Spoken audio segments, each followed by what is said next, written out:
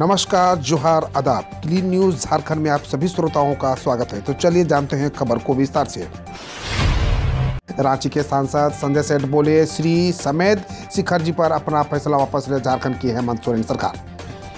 रांची के बीजेपी सांसद संजय सेठ ने जैन समाज की जन भावनाओं को ध्यान में रखते हुए मुख्यमंत्री हेमंत सोरेन से पारसनाथ को पर्यटन स्थल नहीं बल्कि तीर्थ स्थल की रहने देने की मांग की है। श्री सेठ ने कहा है कि पारसनाथ स्थित श्री समेध शिखर जी जैन समुदाय के करोड़ों लोगों के आस्था का केंद्र रहा है। यहाँ कई तीर्थंकरों ने तपस्या की है और मोक्ष की प्राप्ति की है। श्री समेध शिखर जी की पवित्रता को बनाए रखने के लिए झारखंड सरकार को अपना फैसला वापस लेना चाहिए। नए साल की सौगात, झारखंड के कोडरमा और चतरा में खुलेगा regional driving training centre. Jharkhand के दो जिलों कोडरमा व चतरा में परिवहन विभाग क्षेत्रीय ड्राइविंग ट्रेनिंग सेंटर खोलेगा। इसको लेकर तैयारी चल रही है। योजना के क्रियान्वयन को लेकर पीपीआर तैयार किया गया है। तैयार पीपीआर को देखने के बाद इसे स्वीकृति करते हुए डीपीआर तैयार करने को लेकर स्वीकृति दी गई है। जल्द ही डीपीआर तैयार होने के बाद चिन्हित जगहों पर ट्रेनिंग सेंटर खोले जाने की कवायद शुरू होगी। कोडरमा डीसी आदित्य रंजन ने बताया कि क्षेत्रीय ड्राइविंग ट्रेनिंग सेंटर खोलने के लिए जमीन चिन्हित की गई है। दो जगहों में किसी एक जमीन पर केंद्र का निर्माण होगा। जानिए झारखंड के किस जिले में मृत लाभुक के नाम पर उठाया जाता है राशन। कारण जानकर आप हो जाएंगे हैरान। झारखंड का एक जिला है जहां पलामू इसी जिले के पांकी प्रखंड स्थित सुड़ी गांव में राशन का खेल सामने आया है। इस गांव के एक डीलर पर मृत लाभुकों के नाम पर राशन उठाने का आरोप है। जनता दरबार में डीसी एक डोडे के सामने आई शिकायत के बाद इसका खुलासा हुआ। जानकारी मिलते ही डीसी ने जांच का निर्देश दिया। देश में कहीं से कर सकेंगे वोटिंग, घर जाने की नहीं होगी मजबूरी, चुनाव आयोग का प्लान। देश में अब कहीं से भी वोटिंग की जा सकेगी। प्रवासी मतदाताओं की सुविधा को देखते हुए चुनाव आयोग ने रिमोट वोटिंग पर काम करना शुरू कर दिया है।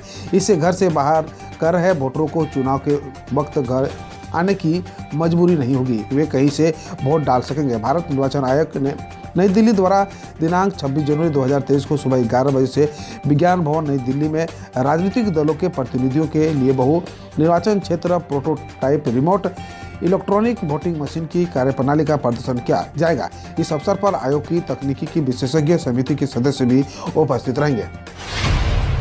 झारखंड में स्वास्थ्य विभाग अलर्ट, वैक्सीनेशन पर जोर। झारखंड में कोरोना को लेकर स्वास्थ्य विभाग अलर्ट मोड में है। वहीं इसकी रोकथाम को लेकर रिम्स में तैयारी जोरों पर है। वैक्सीनेशन में कमी को देखते हुए विभाग ने इसको बढ़ाने पर जोर दिया है। रेलवे स्टेशन समेत एयरपोर्ट और बस स्टैंड में भी जांच शिविर तेज हो गई है। ईडी और एनआईए की मिलकर करेंगे संथाल परगना में पशु तस्करी की जांच। जानी इस खेल की डिटेल। संथाल परगना में पशु तस्करी की जांच ईडी व एनआईए करने को तैयार है। यह जानकारी गोड्डा सांसद निशिकांत दुबे ने दी है। सांसद डॉक्टर स्कंदर ने बताया कि 28 दिसंबर 2022 को दुमका के सरियाहाट में गौ तस्करी के दौरान 2 लोगों की गिरफ्तारी हुई थी और काफ़ी संख्या में गाय भी पुलिस ने बरामद किए थे।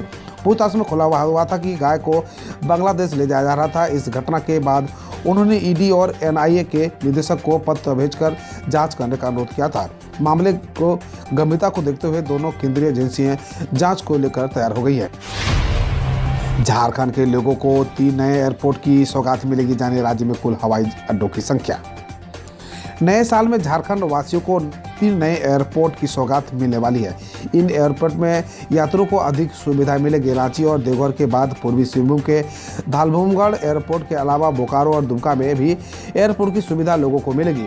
इस तरह से राज्य में कुल 5 एयरपोर्ट हो जाएंगे, जहां से यात्रियों को आने जाने में काफ़ी सहूलियत मिलेगी।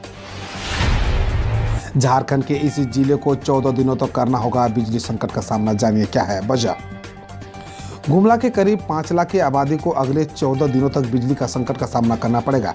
यहाँ 132/33 ग्रिड में लगे 20 MVA के बड़े ट्रांसफर में खराबी आ जाने के कारण इसे आपूर्ति बंद करने का निर्णय लिया गया है। संचरण अनुमंडल गुमला ने 2 से 14 जनवरी तक शटडाउन करने का निर्णय लिया है। मामला का काम 2 जनवरी से शुरू होगा। इस दौरान ग्रिड से संबंधित इलाके को ट्रांसफार्मर नंबर 2 से लोड शेडिंग कर बारी बारी से आधी बिजली दी जाएगी। झारखंड के ग्रामीण इलाकों की सुधरेगी दशा। 4000 करोड़ से बनेगी सड़क व पुल। PMGSY से मिली इतनी की स्वीकृति। झारखंड के ग्रामीण इलाकों में एक साथ 4000 करोड़ से अधिक की सड़क और पुल योजना शुरू होगी। 2 से 3 महीने में सारी योजनाओं पर काम शुरू हो जाएगा। इससे प्रधानमंत्री सड़क योजना के तहत 2308 करोड़ की सड़क और पुल योजना है। इससे से 2037 करोड़ की सड़क और 271 करोड़ की पुल योजना पर काम होगा। ग्रामीण इलाकों की सड़कों के अपग्रेडेशन का काम होना, यानी 2 सड़कें खराब हालत में है, इन्हें बेहतर किया जाएगा। भारत सरकार ने इसकी स्वीकृति आदेश झारखंड को भेज दिया है। दिल्ली में सीएम ने 20 ई बसों को दिखाई हरी झंडी, कहा 2023 में 1500 और ई बसें खरीदेंगे। दिल्ली के मुख्यमंत्री अरविंद केजरीवाल ने सोमवार को 50 इलेक्ट्रॉनिक बसों को हरी झंडी दिखाते हुए कहा कि इस मौके पर केजरीवाल ने कहा साथ ही अब दिल्ली में 300 इलेक्ट्रिक बसें हो गई है। उन्होंने आगे कहा कि हम 2023 में 1500 इलेक्ट्रिक बसें खरीदेंगे और 2025 के आखिर तक दिल्ली की सड़कों पर चलने वाली 80% बसें इलेक्ट्रिक होगी। राजस्थान में हुए रेल हादसे में गंभीर रूप से घायलों को लिए 1-1 लाख का मुआवजा का ऐलान। रेल मंत्री अश्विनी वैष्णव ने राजस्थान के पाली में बांद्रा टर्मिनल जोधपुर सूर्यनगरी एक्सप्रेस के 8 डिब्बे पटरी से उतरने से घायल हुए लोगों के लिए मुआवजे का ऐलान कर दिया है। वैष्णव ने बताया कि हादसे में गंभीर रूप से घायल हुए लोगों को 1-1 लाख का मुआवजा दिया जाएगा। बकौल वैष्णव मामूली रूप से चोटिल लोगों को 25-25 हज़ार रुपये दिए जाएंगे। चुनाव आयोग ने सिंगर मैथिली ठाकुर को बनाया बिहार में अपना आइकन। भारतीय चुनाव आयोग ने सिंगर मैथिली ठाकुर को बिहार में अपना आइकन बनाया। एक अधिकारी के अनुसार 22 वर्षीय ठाकुर मतदाताओं को चुनाव प्रक्रिया में हिस्सा लेने के प्रति जागरूक करेंगे। इस संबंध में चुनाव आयोग द्वारा जारी पत्र शेयर करते हुए मैथिली ठाकुर ने कहा, मेरे लिए अत्यंत हर्ष का विषय, हमेशा अपना योगदान देने की कोशिश करूंगी।